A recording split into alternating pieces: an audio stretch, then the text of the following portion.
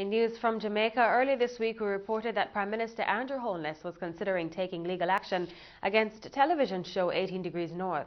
The show aired on an episode on Monday this week in which it claimed, among other things, that the Prime Minister was in arrears with his property taxes. It came as a shock to most, but when it aired, attorney representing Mr. Holness, Gordon Robinson, says they've been aware of the program's content for a while.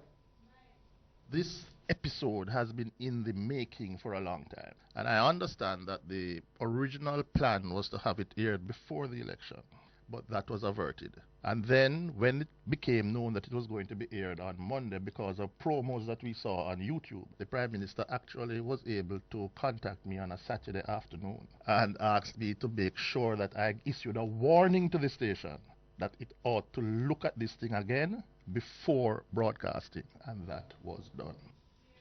The producers of the show have reportedly said they had the episode vetted by TVJ and a legal team. Mr. Robinson says this astounds him.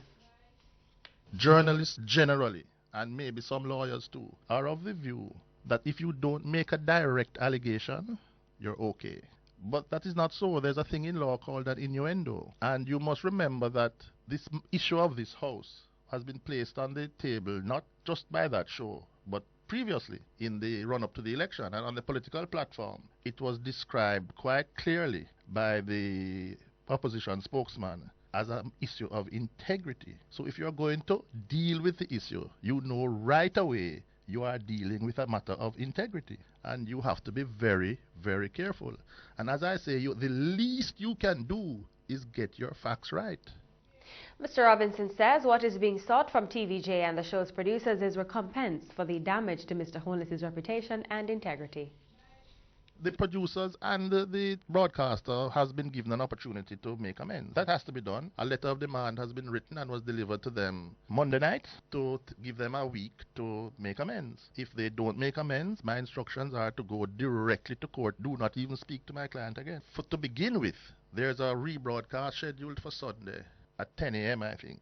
And the first demand is that that not be broadcast, because that would be aggravating the problem. The second demand is that they issue a full apology and retraction. And then the third demand, of course, is that they enter into negotiations with us to pay some damages, because Mr. Holness's name has been severely damaged by this. The fact that the allegations, when boiled down to gravy, and I'm not going to go into specifics, are allegations of 1, dishonesty, and 2, abuse of public office. That goes to the heart of a man whose position is Prime Minister of Jamaica. It goes to the heart. And if you make those allegations recklessly, it makes it worse.